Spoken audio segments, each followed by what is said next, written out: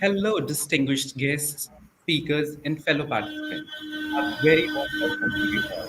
I'm delighted to be moderating this session on hydropower generation, a topic of paramount importance in our quest for sustainable energy solutions. Hydropower, which is harnessed from the kinetic energy of flowing water, has long been recognized as one of the key pillars of renewable energy. Today, we are doing the third webinar of renewable energy. And like I told you, hydropower, it is abundant, reliable, and it has minimal environmental impact. That's why it is regarded as indispensable player in shaping a sustainable future. Today's webinar is designed in such a way so that we bring to you the intricacies of hydropower generations, exploring its potential, challenges, and the path towards a future powered by hydropower generation. Before we embark on this journey, let us equip ourselves with some compelling data pointers that underscore the significance of hydropower. Do you know that hydropower currently accounts for over 16% of global electricity generation, which also makes it the second largest renewable energy source only after solar? Hydropower capacity, as per the estimates, is poised to grow over 300 gigawatt in the next 7 years, which would be a significant contribution to the overall global energy mix.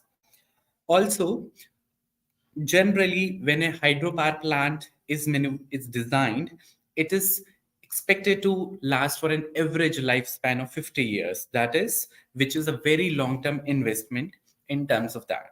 Also, talking about the efficiency related to the hydropower generation, it has conversion rate of up to 90%.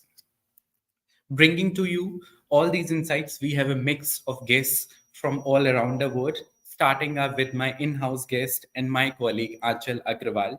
She looks after the renewable energy division at Texai Research and has a decade year experience. So let's welcome Achal Agrawal.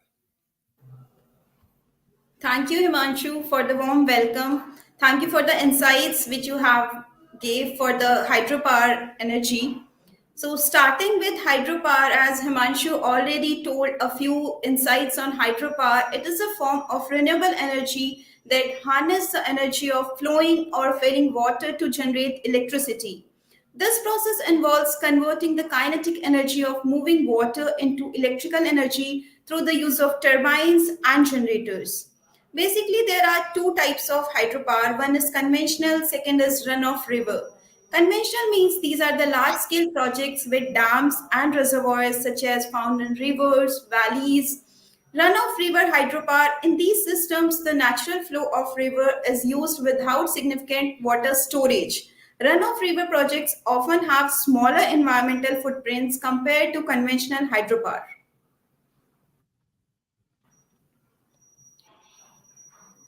If we talk about numbers and if we see the global renewable energy generation, we can see that from 2011, our global environmental come to a very long way. It was just 9.52 exajoules of generation was from renewable energy, that is inclusive of solar, wind. And if we talk about today, that is 2022, it was 40.59 exajoules. If we see the regional wise analysis, Asia Pacific, which is inclusive of China, India, Japan, South Korea, is dominating the market. Second is Europe and CIS, which is inclusive of Germany, UK, France, Italy. North America is the third largest, which is inclusive of United States, Canada, Mexico, followed by South America and Middle East and Africa. If we see consumption of renewable energy, it was around 12.14 in 2011 exajoules, and in 2022 it reached to 44.58 exajoules. If we see Asia Pacific is again the dominating market, dominating region in terms of consumption, same way as it was in generation. It was followed by Europe and CIS, North America, South America, and Middle East and Africa. Middle East and Africa is still developing its renewables because it is in oil-oriented regions like Saudi Arabia, UAE. So they are just starting in a starting phase and they are starting focusing on renewable energy. That is our major focus today. That is hydropower generation. If we see hydropower generation in terawatt hours, it was around 364.70 terawatt hours in 2011, and it reached around 4,000 terawatt hours till 2022. Asia Pacific is the dominating region, followed by Europe, North America, Middle East, and Africa. Of course, South America, because Brazil is the most richest in terms of water reserves.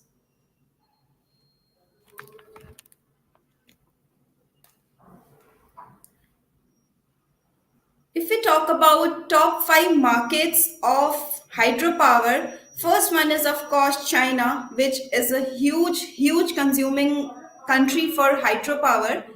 It reached around 12.29 exajoules until 2022. Is followed by Brazil, which I already talked about. It is a part of South America. Third one is Canada, which comes under North America. United States, and fifth is Russia. Around 50 to 60% market is captured by top five countries, and rest we have take off from rest of countries around rest of regions. These are some of the leading companies in the world, which are great companies in terms of hydropower, like Russ Hydro, BC Hydro, Hydro-Quebec. Then Statkraft is a very big company, Duke Energy Corporation, Annual SPA, Andres Hydro, and we have also listed the headquarters of these companies. It's basically in China, Brazil, which are the great consuming countries. Of course, Russia, Canada, then United States, China. Duke Energy is also a big company in United States. Some of the major driving factors globally for hydropower generation is climate change and environmental concerns. As we see that governments are focusing towards reducing greenhouse gas emissions, so hydropower is one of the major focus area where the government can focus on to reduce the greenhouse emissions and carbon dioxide emissions. Second one is energy security and independence. Of course, it helps to diversify our country's energy mix, reducing its dependence on imported fossil fuels. Like I talk about Saudi Arabia, it is an oil-based country. If they focus on renewables like solar power, specifically hydropower, so they can diversify their energy mix. Third is economic viability, cost competitiveness with conventional sources of energy like coal, oil, natural gas. So hydropower it make an attractive option for government, business and consumers to focus on. Fourth one is job creation in local economies from constructing hydro turbines, manufacturing, operation and maintaining. Fifth is policy support and incentives, technological advancements, improved designs, increased efficiency, and better integration with energy storage systems, global energy transition, and of course, innovation in energy markets. We can see nowadays flexible turbine designs are coming for hydro turbines, smart grid integration, hybrid systems, digitalization like artificial intelligence, IoT in hydro turbines, remote monitoring, and energy storage integration. So that's it from my side, Himanshu. Thank you, Achal. Again, I do have a lot of questions to ask you, but we'll get back to you on that. Again, your PPT was really insightful and provided great insights related to the overall hydropower energy generation. So, without further ado, I would like to move on to our first speaker for our webinar, Mr. Sheldon Toev, who is an advocate for sustainable development and community engagement in hydropower projects. Again, Sheldon's work focuses on ensuring that hydropower initiatives not only generate electricity, but also empower and uplift the communities they serve. Over to you, sir. Repeat the last point that you wanted, please. Which one, sir? Well, okay. My experience in hydro goes back to probably the early 1980s when there were two Middle Eastern embargoes of the United States of oil and gas coming from the Middle East. Hydropower at that time was used as a supplement in order to, like, as Anshaw was saying, to lower to raise energy security and reduce needs for imports. It wasn't really all that much. If you notice the charts that you had, hydropower is virtually stalled in the United States.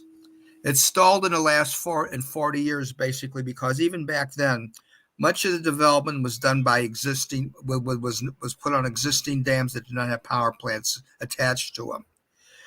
Trying to get environmental approvals to build a new dam for hydroelectric facilities is practically impossible in the United States.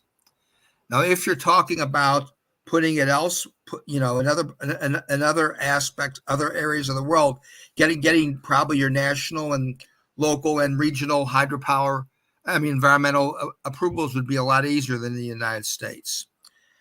It also depends on if you're talking about pump storage versus run of the river. Pump storage allows you to have dependable power, dependable capacity, which in a value sense, offsets the cost of building an alternative power plant. Run of the river is usually paid by the fuel because it's non-dependable. But pump storage is dependable like nuclear power, and it's available 24/7 because it's going uphill. And when the water hits the bottom, so then you have the situation where you have a facility building higher value. Now, it's probably easier to develop in undeveloped areas of the world with lesser urban populations, just because there are alleged side effects that, from a safety standpoint, from a navigation standpoint, that you would have to take in consideration.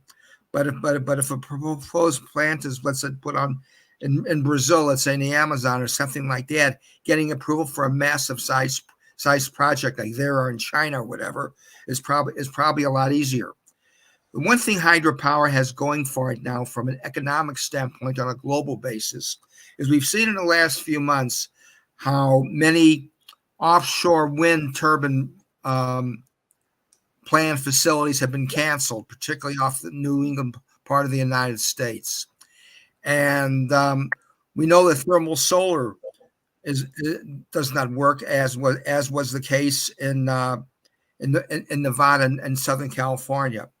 What this means is that there's an opening there for hydroelectric power to come in, particularly in larger areas. If you have the land to have enough space to create a lake for pump storage, where it could be easily accessible and easily amenable to put in to connect to a grid. I would say that in run of the river plants, it depends also if you have an existing dam or non-existing dam, because the cost of the construction of the project will be a lot less if there is an existing dam. A factor that goes on in the United States, which has not been mentioned, is that in the United States, for example, a lot of emphasis is placed on breeding grounds for salmon. And because of that has really closed down the western part of the United States for prospective electric power. If you're not dealing with the effects on fish development and breeding grounds, then you have a better chance for hydroelectric power. When I've looked at hydroelectric power over the past few decades, it has a lot of potential, but the more the undeveloped area, the more the potential is. I would say Europe, because of its the highest density population in the world of any continent, it would be hard to get developed. But in Africa and in Asia and in all parts of Asia, East Asia, all the way through the Middle East, and even Australia, there's a lot of potential there. Once the cost of the project is built, it will last forever with very little maintenance, and the water itself is a free resource. So in that effect, there have been very few closures of hydroelectric plants, even in the western United States, which is the most environmentally constrained, because like on the Columbia River, like the Grand Coulee Dam and others like this, just keep getting renewals from the Federal Energy Regulatory Commission because they're so vital to the region. Same thing in Tennessee with the Tennessee Valley Authority, which is also highly based on hydroelectric power from its origins in the 1930s. I would say that you have to have good studies of the site to see what is possible as far as a gigawatt capacity, and as far as the ultimate costs go, because everything is cost sensitive here. The more it's going to be, the more where there is growth for electricity in undeveloped areas, the growth has to come from somewhere. And if you start eliminating coal and fuel oil from generation electricity, then you're really boiling down to natural gas, which is going to get in shorter supply in a few years, despite the growth of LNG. And hydroelectric power, once it's there, it's like printing electricity or printing money. I mean, if you get governmental approvals and you good financial sponsors, it does have a good potential if presented in the right way. I'll give you an example.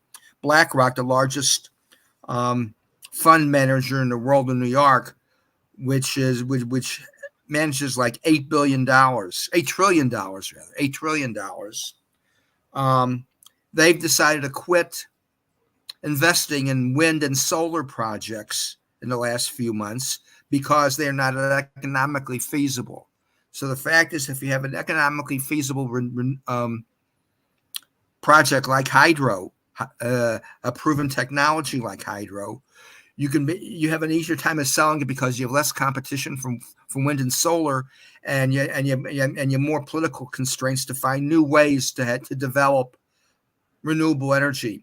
Things like, I was reading, even like biogas or biofuels, like the wood pellet industry, that is having far fewer financial results than what happened than was expected.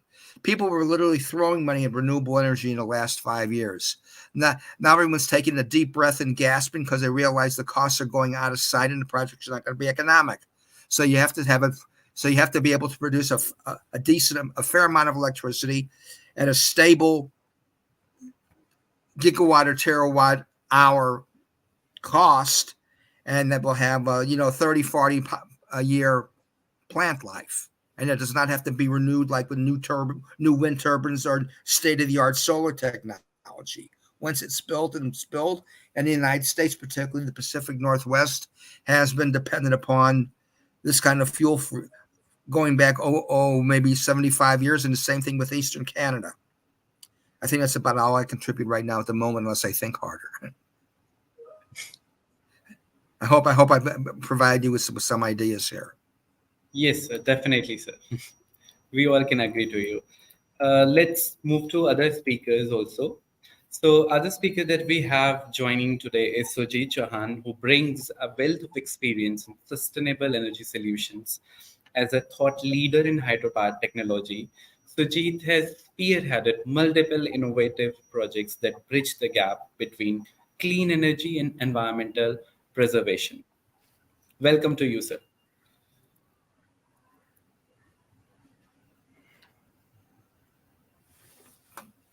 Can't hear. Yeah. Hello. Okay, better. Can you hear? Yeah. Thank you, Himanshu. Thank you, Anchal. Thanks for inviting me for this webinar. So, I have started my journey in hydropower projects or in hydropower industry as a project engineer in a capital maintenance project of 157 megawatt turbine. Currently, I am engaged with a pump storage project, which is in its planning phase. Uh, in Indian context, what I feel is planning for hydropower development in India has generally been oriented toward individual project.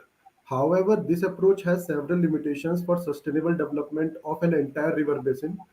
Developing multiple projects on the same river often compromises the capacity of project to meet the peak demand due to other peak load project. Subsequently, development of social and environmental assessment may emerge in more, it may emerge in more severe from development of multiple projects in a basin considered impact of social and environmental assessment. So development of multiple project in a basin is considered unexpected cost, as Mr. Sheldon sir explained, may emerge due to development of new project on the same river by increasing or reducing the level of silt in the water. So if we talk about the Indian context, the conflict in Assam and Arunachal Pradesh on division of utilization of pattern of Brahmaputra are also a emerging problem, you can say. Interstate disputes and another aspect which integrate river basin development of hydro projects. A large number of hydro projects with common river system between adjoining states are held up due to lack of interstate agreement and dispute on water sharing. Uh, uh, as we know that Satluj Bias dispute between Punjab and Haryana, uh, there are lots of conflicts like Kerala and Tamil Nadu.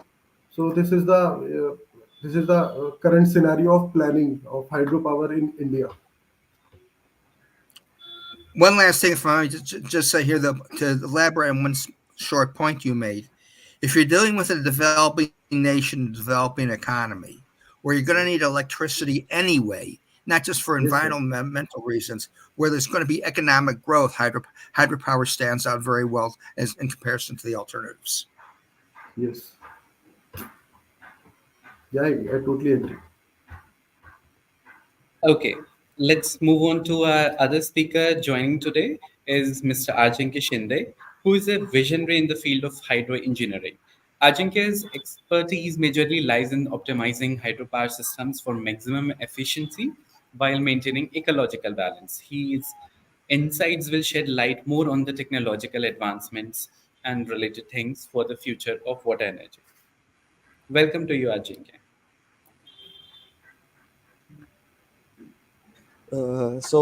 Coming to innovations and technology in the field of hydropower, uh, in the past decade, we did not see a lot of developments or technological advancements in this field. But recently, as there is the focus shifting from wind and solar, and to stabilize the grid, hydropower comes as a very dominant player, and we expect new technologies and new developments coming into place in this decade itself. So, Sheldon mentioned, uh, it's very difficult to get a gigawatt scale project which is financially feasible in the US. But counter to that, in India, there is a strong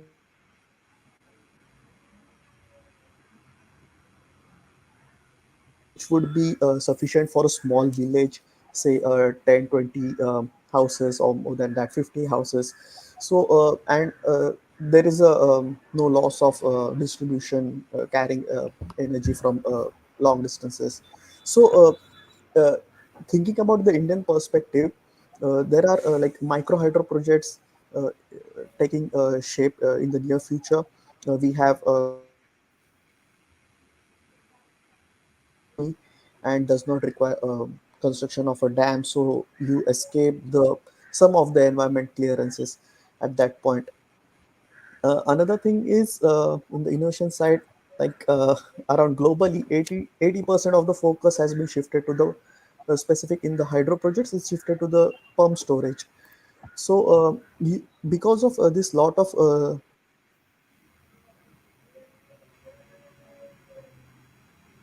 latency, and the grid is getting unstable, you're also reducing your base load from the fossil coal and natural gas, and you're increasing the variable source of energy, so you need something to balance these disturbances.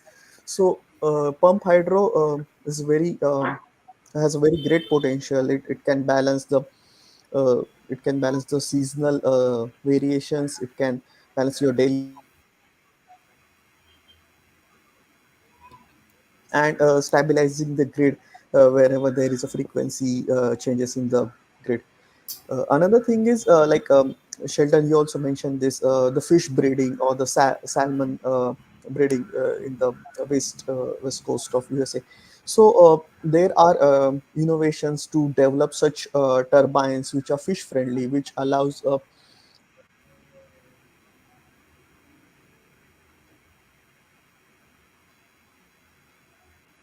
have the breeding and it won't affect the fish industry, if you consider. Also, there are step ladders adjacent to the power plant where the fish wants to go to the upstream, so they can climb this ladder and go to the upstream. So that is another thing. Uh, Around being used currently, one I can think of that is being used in India are the rubber dams, air-filled rubber dams. You just it's like in a simple language, it's like a balloon. You just inflate the balloon and block or block the path of the stream or river and divert the flow wherever you need it. So it's very economic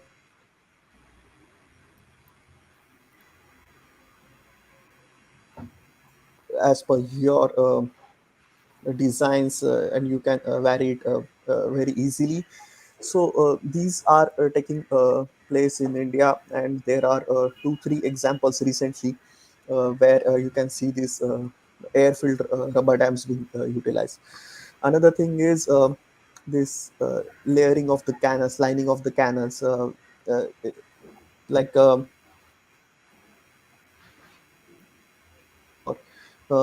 and like a previous, like say 100 to 100 years you were using bituminous. So this bituminous is again coming into picture with more refined, more reinforcement, more innovation, and we have a bituminous geomembrane is also in place, where you line the canals with this membrane. uh, this reduces the permeability. Also, when the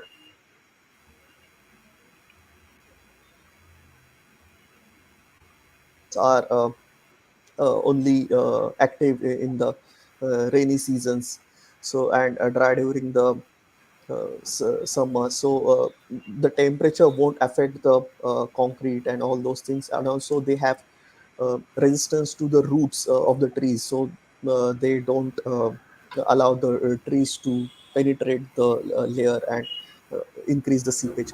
So these are in India, in South Korea, Japan, other parts in Europe. These have been there for a few years, but in India, it's new thing. Also, it increases the speed of the velocity of the water. It has a very low manning friction, so you can handle a larger flow compared to the conventional. Okay.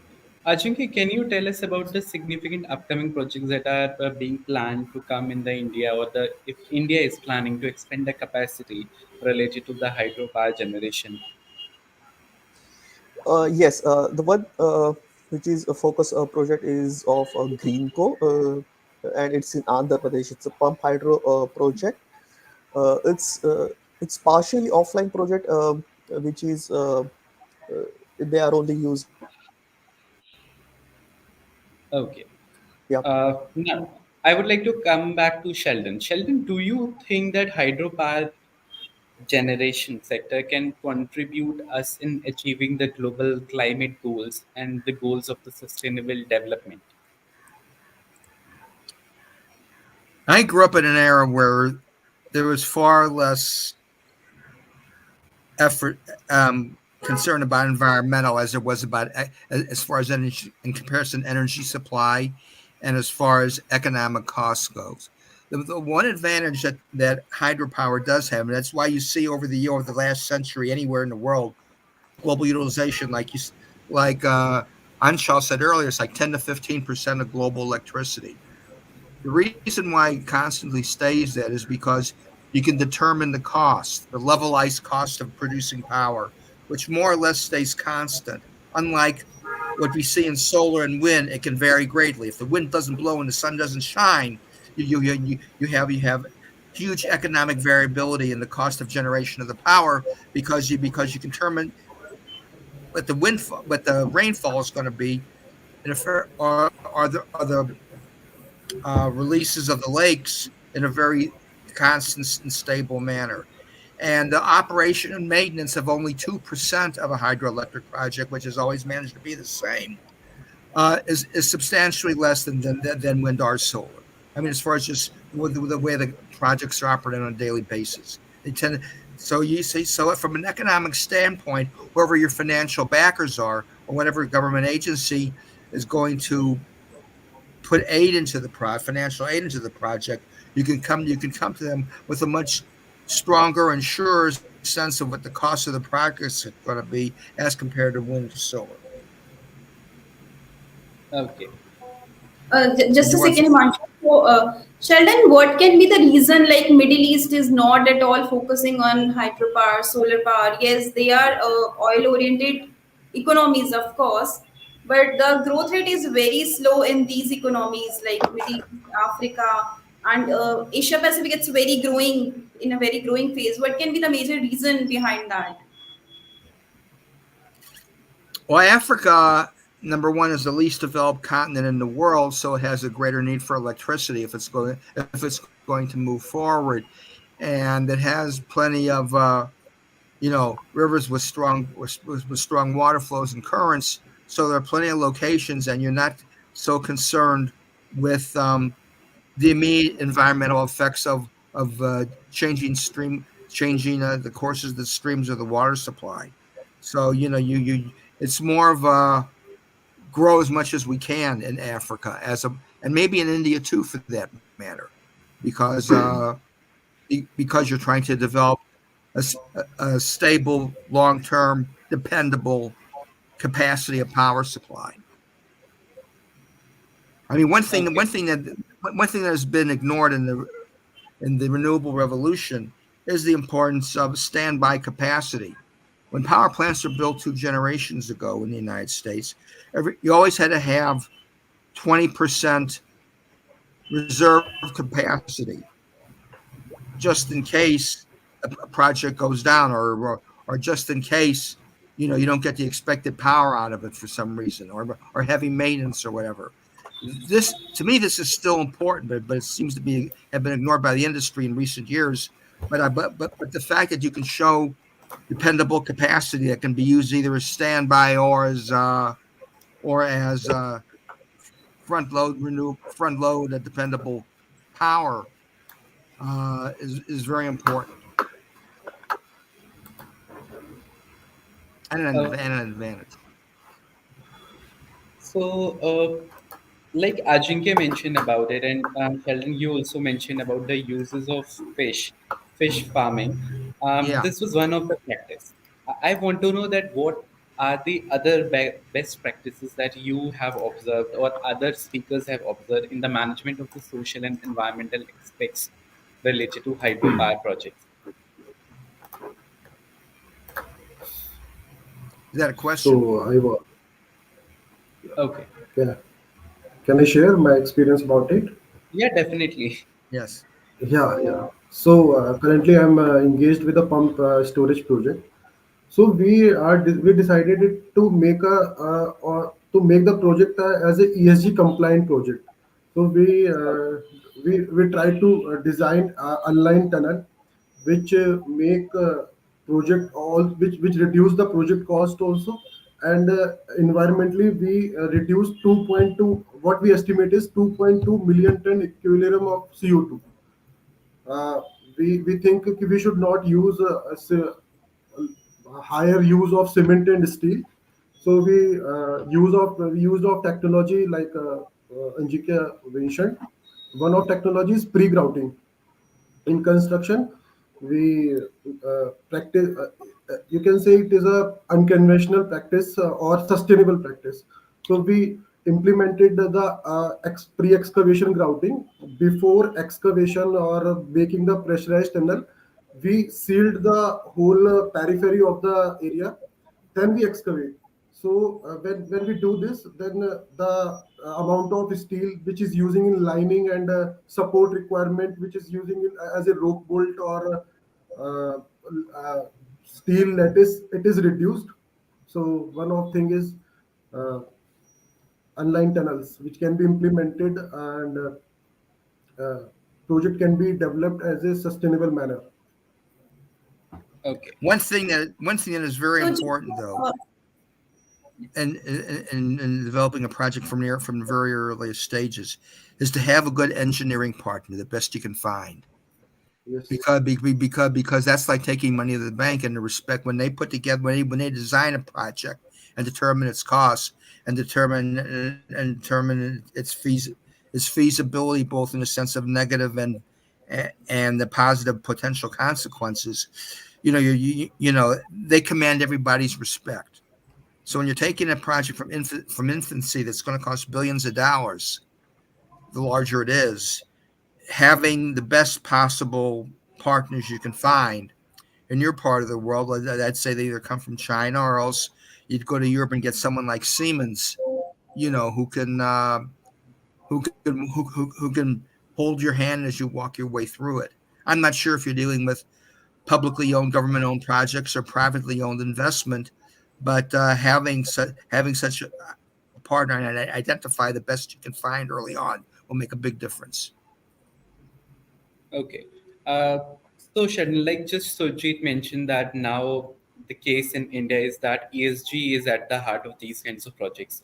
Are you also foreseeing any such developments in your country or in general with other private players? There is not a lot going on in hydro in this country, except that some areas that had potential in the early 1980s, no less, went down when the price of oil crashed in 1986. So these projects were abandoned, and only now, because of environmental reason, because of the climate change craze, have people come back to thinking about hydro, just like they're thinking about nuclear for the first time in generations, even though no nuclear power plant has been built in the United States for 30 years, because they can never bring the construction cost to be anywhere to where it was nearly originally anticipated. But hydro doesn't have that problem. But the point is, in the United States, it would be much easier just to develop a lot of electricity from the natural gas resource, as opposed for hydro, because hydro is an old resource in the United States. Very few of the plants have ever been canceled in hydro. They're just renewed and refurbished. But as far as but we've virtually run out of rivers and run out of potential sites for any significant development of hydro, because this has been a dependable source of electricity for, I'd say, 75 years in this country. Okay. So, just to Ajinkya, add what do you? what just said. So if we talk about the hydropower turbines, like fish-friendly turbines, they are just coming for the mitigating the environmental impact. Also, like technologies like IoT, artificial intelligence. So sensors are coming, and we can capture the real-time monitoring data, like Ajinkya said in his when he was saying. So these things are also coming to mitigating the environmental impact as well as capturing the real-time monitoring data. Right.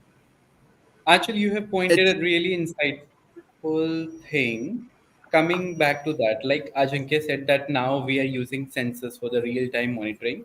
So I want to ask that what other kind of technological developments are we seeing for improving the sustainability and efficiency aspect of hydropower generation? Well, I don't know what the power of turbines has changed in the past 20, 30 years. I haven't been involved that closely in recent years as far as the cost. What I think Alchinka said in referring to fish ladders has become more and more standard practice in the United States as as the decades have passed. But a lot of it is dependent upon political politics and political and government regulatory opposition or support. You could have the 100% political support, I mean, technological support that you, the best project available, the best project in the world to protect fish and fish habitats. But in Northern California, you will never get anything approved just because the local populace and the state government is so politicized against hydro that you will never get anything approved. If you deal with more regional people in different parts of the world with growing economies like where you live in India, if you have a reasonable prospect and show what you're doing the best you can, and and you'll have a fair amount of mitigation as far as fish habitats go or the other related environmental aspects of it, you can probably get government approval because people are going to be more practical in your part of the world. Okay. Ajinkya, what are the other technological developments? And tell us more about, do you foresee any new upcoming developments So, pertaining to technology? yeah, pertaining to technology, there has not been any turbines, and there is very less scope to go beyond increase that efficiencies. So now the thing is you have to increase the longevity of your machineries. The first and the foremost are the blades. In India, we have lot of quartz and hard minerals in the northern part of the country. So these are very abrasive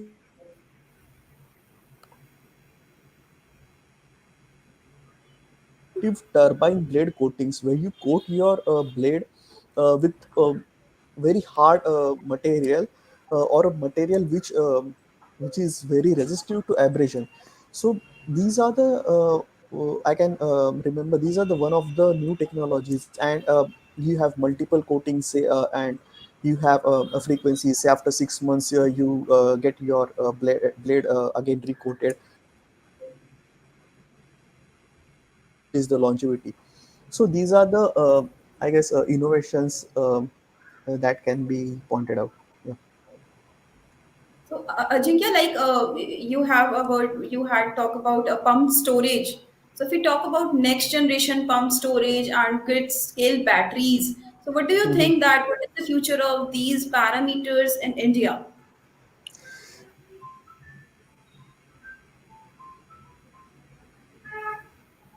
uh, More focusing on the pump storage. Now, coming to India, the Central Electricity Authority has estimated like around there is a capacity potential of 103 gigawatt of pump storage in India. So it's a it's a huge potential. Even if we could use 50% of that in say next decade, we would be very much um, at ease and reduce the intermittency of the energy. Another thing is currently it's only 4.7 gigawatt installed in India, and you have a 103, so almost 100 gigawatt is there to be potential. And if you see the next, uh, there are a lot of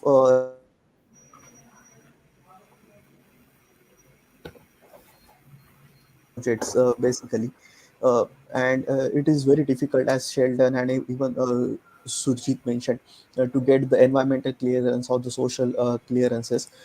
So one is you are setting up a power plant off the stream, off the river stream. You are going to build two reservoirs, one at a high elevation, one at a lower elevation, and you are either going to take a minimal amount other losses, and you're going to operate in a closed loop. So you don't you you just escape lot of environmental clearances in this situation. There is no minimum impact on the rehabilitation or the resettlements, and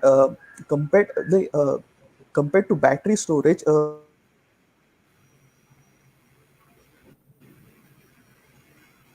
but the operational cost is where the pump hydro beats it. It's very optimal and feasible.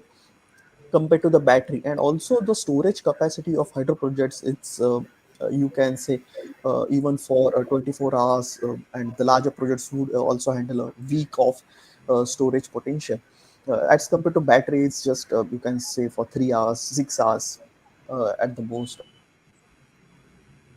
Okay. You mentioned about the maintenance and taking care of the hydropower plants. My question is that once we are done with the setting up of the hydropower plant, what are the primary operational challenges that we face? And what about the maintenance? And does this in any way impact the efficiency, operational efficiency of the plant? uh, Maintenance is a huge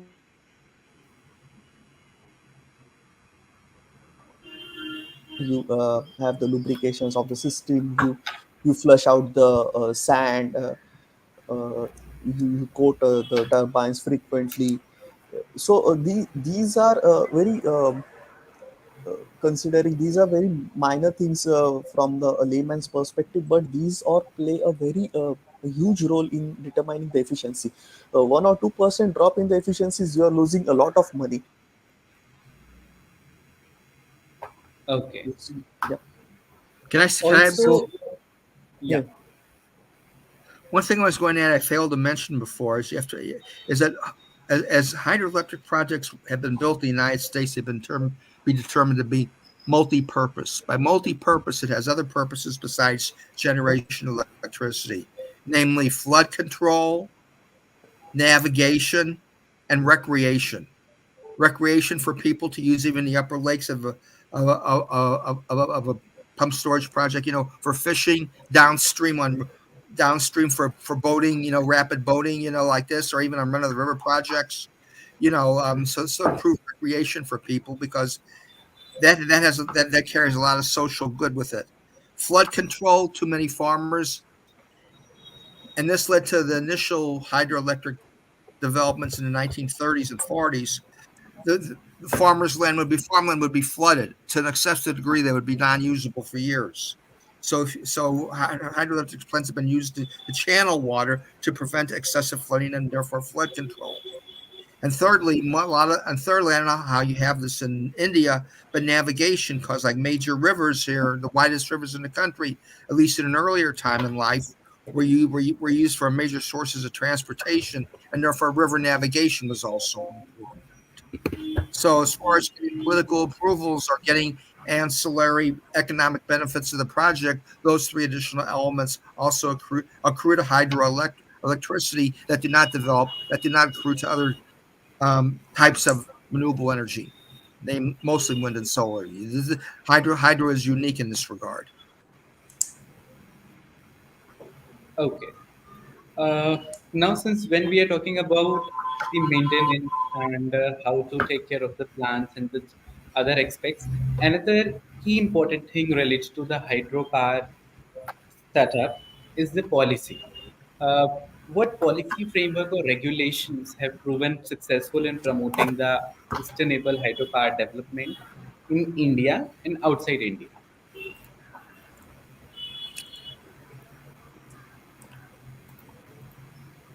Ajinkya, you tell us about the India perspective, then we'll go to Sheldon for outside.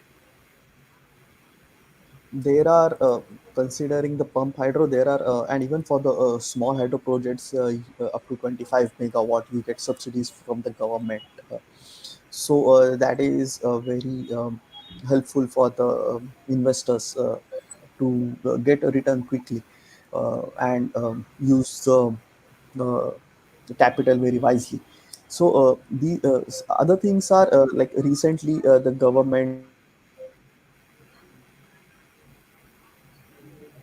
approval for the pump hydro projects. You have a single window, a single nodal officer who would grant the clearances. There is a speedy clearances for the environmental purposes, and also the timelines have been reduced. Where it was previously said it would take 3 months, 6 months, 1 year, more than that, even 2 3 years.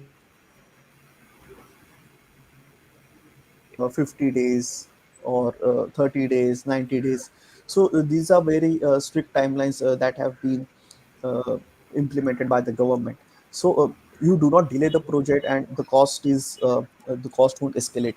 In hydro projects, that was a very main challenge, since the project was delayed over the years, 2 3 4 5 10 years, and the cost of project would almost double. So because of these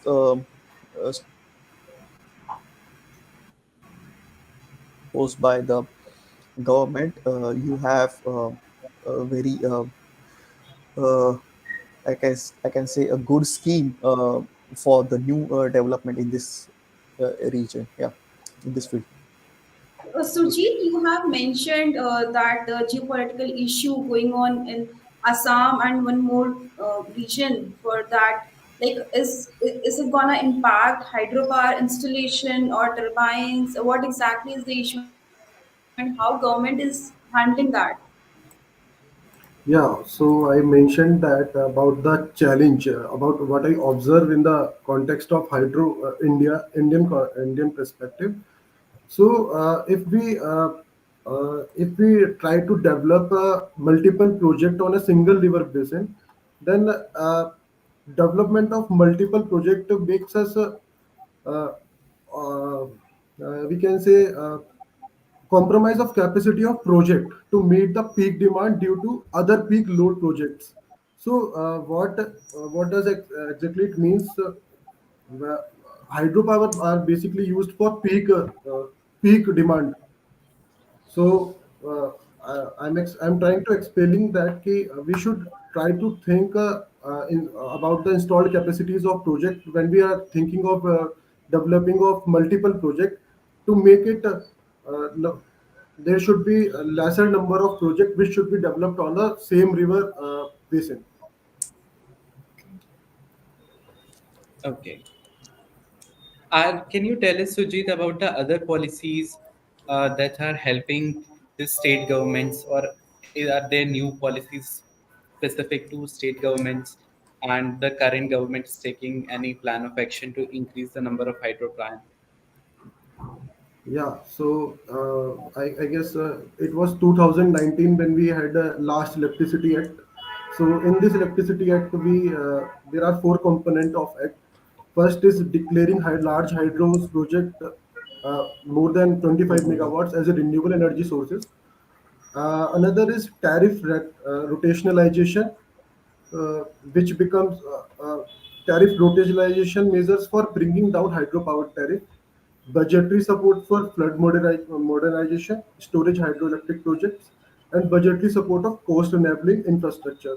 Another one important policy which Indian government bring is hydro purchase obligation. Okay. And so these are the policies which enabled yet, but for if we want to meet the Paris agreement, if we are thinking about it, then incentive sustainable hydropower development through market mechanism that reward flexibility is very important thing to meet the objective of Paris Agreement and UN Sustainable Goal also. Uh, an agency you know about International Energy Agency (IEA) estimates that Yes. investment in hydropower needs to be doubled around $100 billion in a year, and this cannot be happen without appropriate market framework to incentives to the new investment in hydropower. Second thing which can accelerate the hydropower development is the hydropower development through streamlined and as Abhi Anjinkya mentioned, hydropower planning and approval process typically take more than 5 years before the project can even begin construction in India. Meanwhile, the default option is option to fall back on the fossil fuels. The massive deployment of renewable energy needs to meet global climate goals through sustainable development should be accelerated, streamlining these process wherever the possibility is. Okay. uh, I can add one more thing which may be adopted as a policy is a ESG based uh, sustainability practice in a government regulations, because we are doing it. Uh, there is a project which is constructing Adani Power. So they excavate. They don't want to go underground. So they excavate almost 80% of 80 meter of hill. which is not a sustainable practice. So accelerating development does not mean cutting corners. Application of the hydropower sustainability standard built and governed through multi-stakeholder consequences should be integrated into regulatory framework. So Okay. these are the points which should be included in the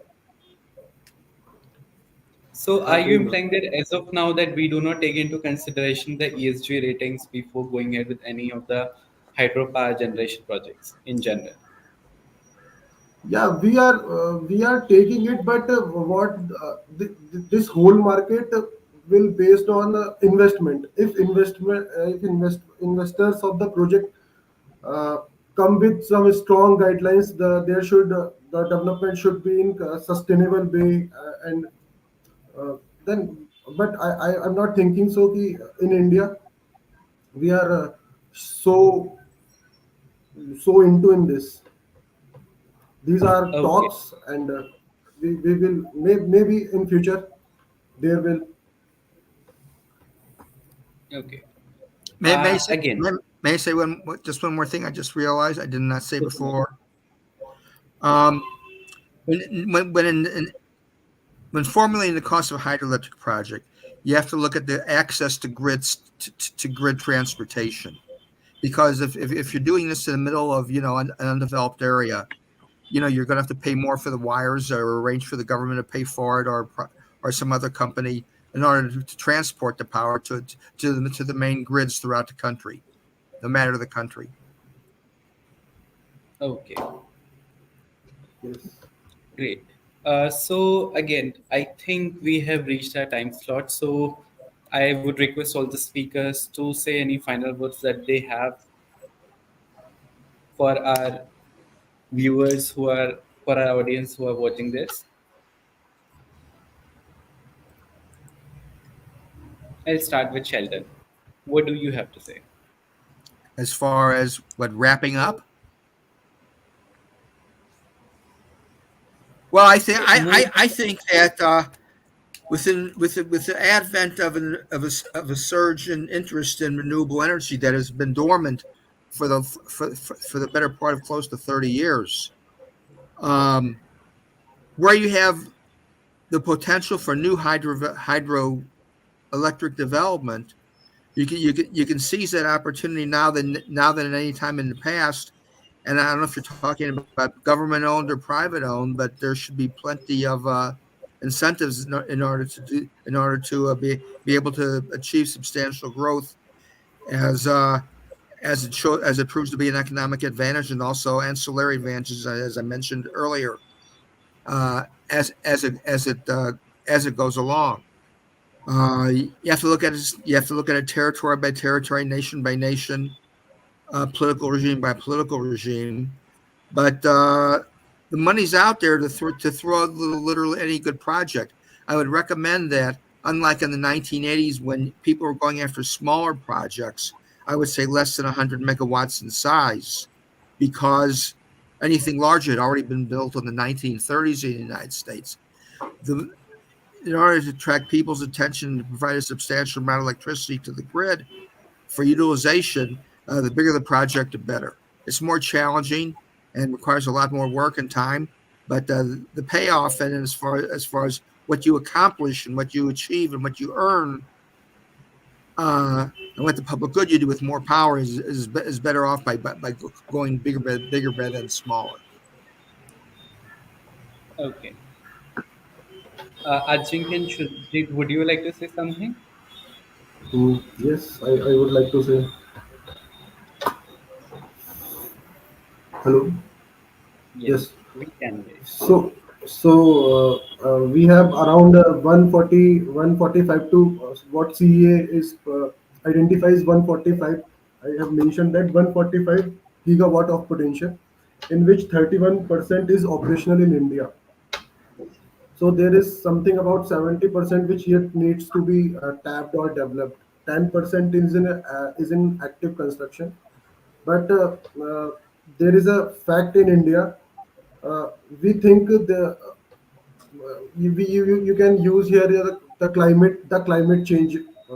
We can use here climate change concept too. So the major of Indian hydropower potential comes from the Himalayan region.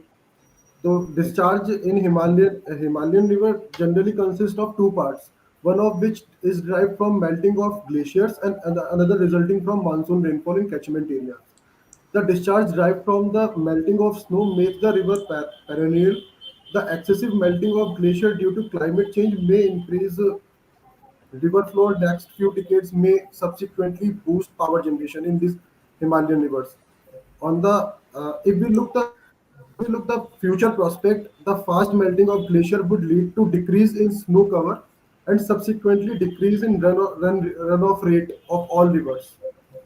Sadly, there is a uh, yeah, there is a we think there is a bit misunderstanding that hydropower project only contribute to flood kind of disaster. Whereas the fact is the hydropower project not only provide protection from floods, it also assure the steady supply of water for irrigation and drinking purpose. Countries whose leader and pupil had vision enough to develop their hydro resources before going for other options enjoy the highest standard of living in the world. For example, we can see the Canada, the Norway, the Sweden, the Switzerland.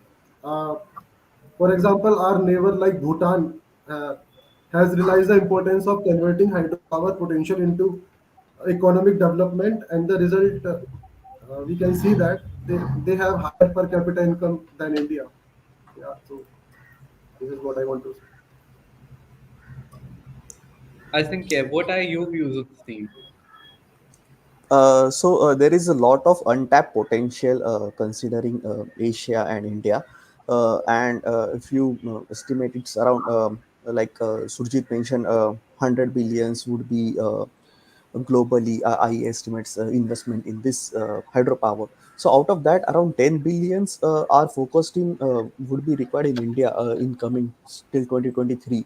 So that's a huge potential, and it would create a lot of jobs and those things. The thing is, you have to look in it at a very in a positive way, and you have to cleverly tackle the issues like the social and the environmental challenges. So these challenges are in every project, even in the for the windmills.